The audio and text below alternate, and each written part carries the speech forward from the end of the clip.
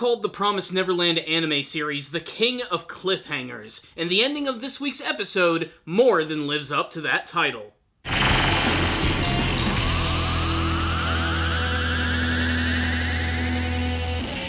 The Great Escape continues in another super tense and exciting episode of The Promised Neverland. It looks like Norman is this much closer to being shipped out and meeting his brand new parents. But luckily his friends Emma and Norman are not going to allow this to happen as they desperately try to clamor and come up with a plan to save their friend. Ray, being one of the more resourceful members of the group, comes up with a plan allowing Norman to actually escape ahead of them, and as they actually make their grand escape with everyone, they're simply going to meet up with him so that they can all leave at once. He even created that weird device which is somehow going to be able to get rid of the tracker inside of their ear, which is pretty damned impressive considering that this kid could MacGyver this thing and not even having access to a lot of information which would allow him to build something like this. Norman, being the one who always thinks a couple of steps ahead, realizes that if he goes along with this plan, it could potentially compromise the entire escape.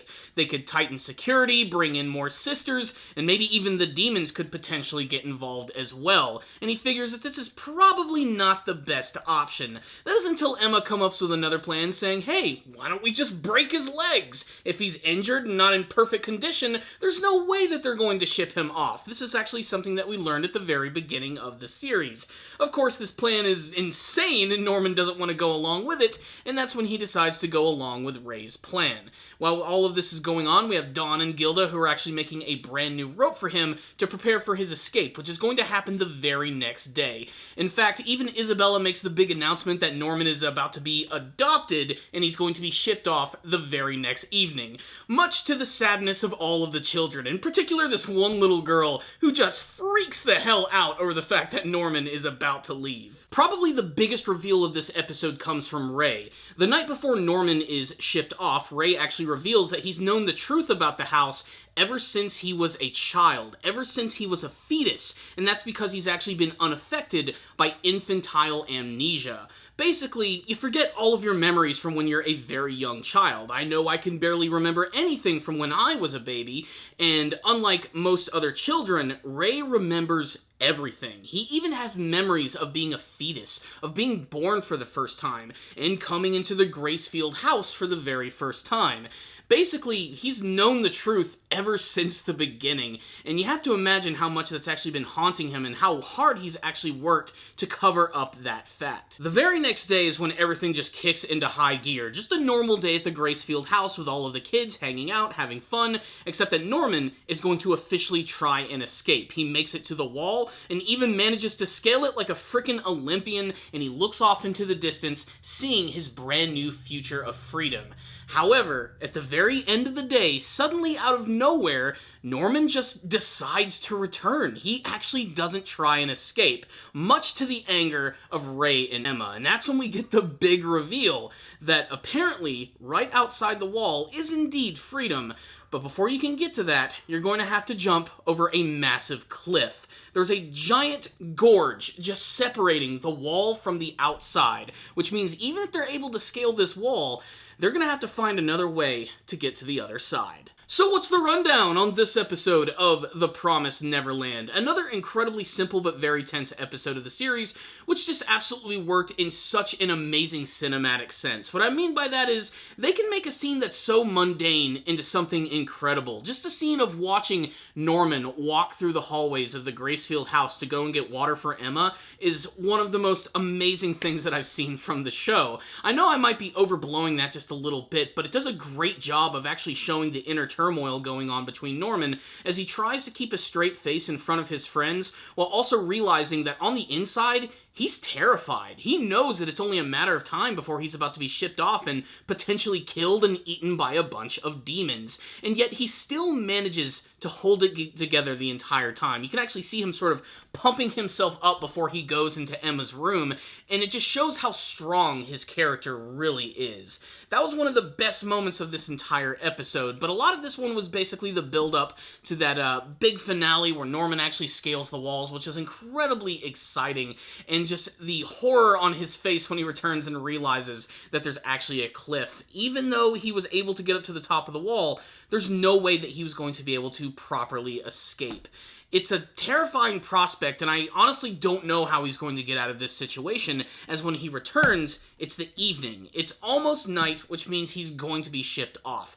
I don't know what they're going to do in this situation, but man, it's got me so excited for the next episode of the series. There was also the pretty big reveal about Ray, of course, going over the fact that he's known about everything, not since just his partnership with Isabella, but since the very beginning. And man, not having infantile amnesia has got to be one of the craziest things. Being able to have recollection of all of the things you were before you were even born from your mother. Like, really think about that for a minute, how insane that actually is. I can barely remember anything from like pre-5 years old, and for him to have all of these vivid memories of seeing these monsters and these demons, of being born on the outside before being placed in what is effectively a freaking free-range farm, is insane, and yet he still has managed to keep it together this entire time. I'm also not sure, but I'm not sure if Norman actually got rid of the tracker in his ear, or if he was planning on doing that when he actually got on top of the wall at the very end of the episode. The implication that it's not true, it's kind of hard to tell, especially with Isabella at the end, when she looks at her tracker and suddenly Norman has returned. I have a feeling that he probably decided to bring it back and he's going to give it to them in order to use to get rid of the trackers on their ears.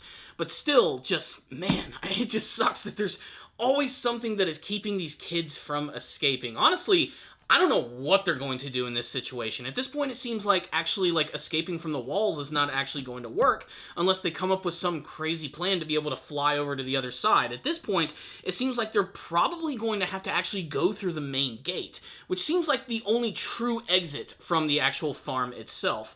According to Ray, however, on the outside is simply just civilization, but it's going to consist of demons and humans. And again, I think that's one of the more interesting prospects of the show, is what the outside world is going to be like. How are these humans and demons interacting with one another in the first place? What sort of class system is actually in play here, and why are some humans allowed to live and others are raised as food? It brings up a lot of really crazy questions.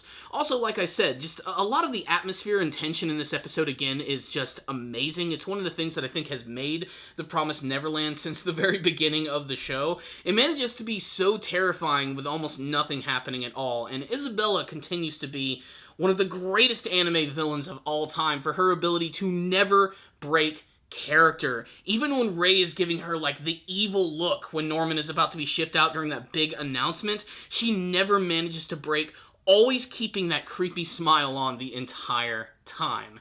Also, I love that even after just the desperation and horror of the end of the last episode, these characters are still managing to keep it together. Emma in particular, I mean, she had her leg broken by Isabella, and yet she still can manage to keep a smile on her face and still manages to keep cool. But like I said, things are truly going to escalate in the next episode, as Norman's going to be shipped out, and I don't know what's going to happen to this character at this point. I'm kind of fearing for his life, and he could very well be the next sacrificial character of the series. I'm just really anxious to see how it's all going to go down. Really, this was another fantastic episode, which is definitely worth your time if you're following the show, and that is why I'm going to give this episode a 5 out of 5. You guys need to check it out, and I would love to get your thoughts about the episode in the comments section below.